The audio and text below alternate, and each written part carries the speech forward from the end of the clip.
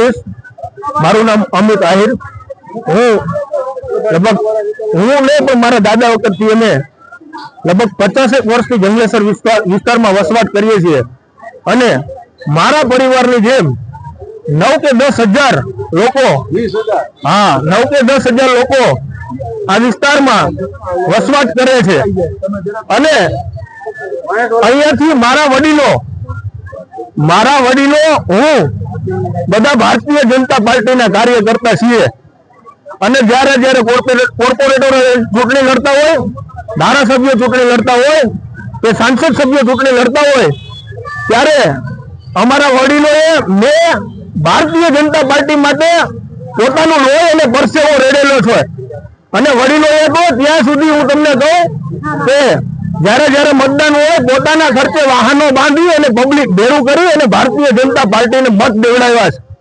આજ અમારી કાંઈક ને કાંઈક ઈ વેદના ઈ વરાળ બોલે છે કે અમે અમારો જે પરસેવો રેડો એનું અમને આજ આ પરિણામ મળવા જઈ રહ્યું છે કે અમારા આશરા છીનવાઈ રહ્યા છે, ડિમોલિશન થઈ રહ્યું છે। અને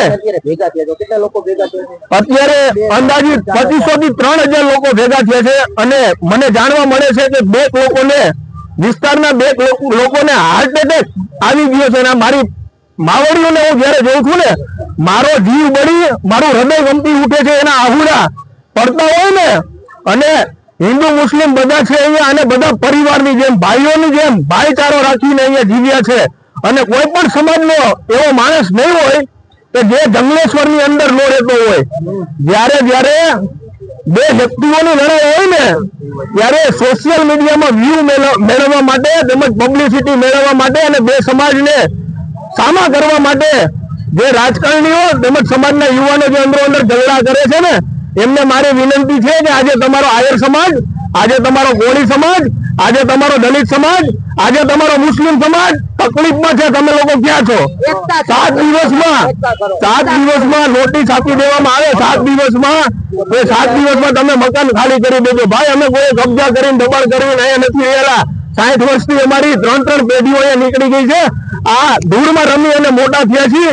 આની અરે અમારી લાગણી જોડાયેલી છે અને આ તમે અમારા આશરા છીનવી લેવાની વાત કરો છો। સરકાર, હું ભારતીય જનતા પાર્ટીનો કાર્યકર્તા છું એટલે આદરણીય મુખ્યમંત્રી શ્રી ભૂપેન્દ્રભાઈ પટેલ, નાયબ મુખ્યમંત્રી શ્રી હર્ષભાઈ સંઘવી તેમજ રાજકોટના તમામ ધારાસભ્યો અને સાંસદ સભ્યોને કહેવા માંગુ છું કે આજ જ્યારે દરેક સમાજની તમારે જરૂર હોય છે ને ત્યારે દરેક સમાજ તમારી ચૂંટણીમાં કાયમ તમારી સાથે ઉભો રહ્યો છે અને આજે પબ્લિકના આંસુ લૂછવા માટે કોઈ નથી આવતું એમ।